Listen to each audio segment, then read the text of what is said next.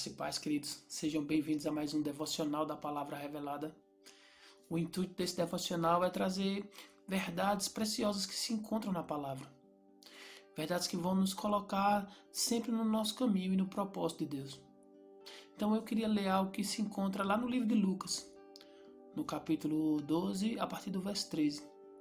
Nós vamos encontrar ali verdades preciosas e verdades que vão nos libertar de pensamentos errados.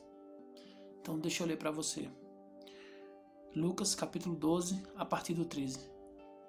Diz assim: Nesse ponto, um homem que estava no meio da multidão lhe falou: Mestre, ordena a meu irmão que reparta comigo a herança.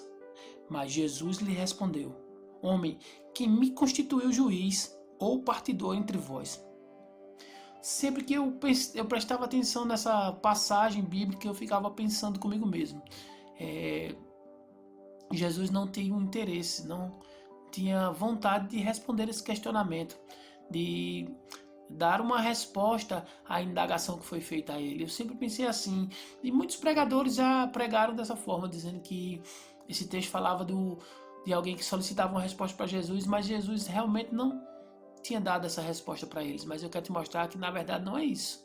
Eu quero te mostrar que pelo fato de Jesus não ter se proposto a julgar essa questão, não quer dizer que Jesus não deu resposta para ele. Se você prestar atenção nos versos que vão vir posteriormente nesse capítulo, vão ser a resposta que Jesus dá para a indagação que foi feita a ele. Ou seja, esse questionamento feito por esse homem é um gatilho para duas respostas para uma pergunta só. E eu queria te mostrar isso. Verso 16, ele diz assim: E lhe propôs ainda uma parábola, dizendo: O campo de um homem rico produziu com abundância. E arrazoava consigo mesmo, dizendo: Que farei, pois não tenho onde recolher os meus frutos. E disse: Farei isto, destruirei os meus celeiros e reconstruí-los maiores, e aí recolherei todo o meu produto e todos os meus bens. Então direi à minha alma: Tens em depósito muitos bens para muitos anos. Descansa, come, bebe e regala-te. Mas Deus lhe disse: Louco, esta noite te pedirão a tua alma, e o que tens preparado para quem será? Então entenda. Jesus traz à tona uma parábola falando acerca de um homem rico que tinha muito, mas não tinha o interesse de repartir nada com ninguém. Pelo contrário, ele tinha o interesse de ter em estoque e se sentia bem. A Bíblia diz aqui que ele, junto com sua alma, se sentia bem. Mas no terminar desse verso, mais embaixo, aqui no último versículo, Deus pergunta para ele: quando te pedir a tua alma, para quem isso vai ficar? Ou seja, para Deus não faz sentido você ter só para você. Aquilo que chega nas suas mãos por meio de Deus precisa alcançar outras pessoas. E vai fazer sentido ter para dar e não ter para reter. Então, essa já é a primeira resposta que Jesus dá para o questionamento, direcionada totalmente para o irmão daquele que trouxe esse questionamento para Jesus. E o que ele está dizendo? Não seja avarento.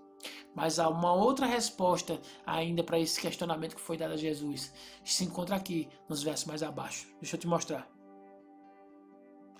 Em seguir, verso 22, em seguir Jesus disse aos seus discípulos: Por isso eu vos advirto, não andeis ansiosos pela vossa vida, quanto ao que haveis de comer, nem pelo vosso corpo, quanto ao que haveis de vestir. Porque a vida é mais do que o alimento e o corpo é mais do que as vestes. 24. Observai os corvos, aos quais semeiam, nem ceifam, nem têm despensa, nem celeiros. Todavia, Deus os sustenta. Quanto mais valeis vós do que aves? Qual de vós, por mais ansiosos que esteja, pode acrescentar um côvado ao curso da sua vida? Se, portanto, nada podeis fazer quanto às coisas mínimas, porque andais ansiosos pelas outras. Observai os lírios, eles não fiam, não tecem. Eu, contudo, vos afirmo que nem Salomão, em toda a sua glória, se vestiu como qualquer um deles. Ora, se Deus veste assim a erva que hoje está no campo e amanhã é lançada no forno, quanto mais tratando-se de vós, homens de pequena fé. Você consegue entender agora a segunda resposta direcionada para aquele que fez a pergunta? Ele diz aí: não ande ansioso. Não precisamos andar ansiosos, querido. Ele diz: a ansiedade que você está andando dela vai mudar o quê? No curso desse determinado problema, não vai mudar nada. Ele diz: mas pelo contrário, confie em mim, creia que eu sou o seu provedor, creia que eu sou o Deus acima de todos, e você vai ser suprido, desde que você ande em fé, crendo que Deus é aquele que nos supre. E ele diz assim: não fique ansioso, querido. Então você consegue entender a resposta para aquele questionamento. Para o avarento que não queria dividir a herança, ele disse: seja doador, seja liberal. Para aquele que estava ansioso, querendo receber o seu direito, ele está dizendo: não ande ansioso, querido.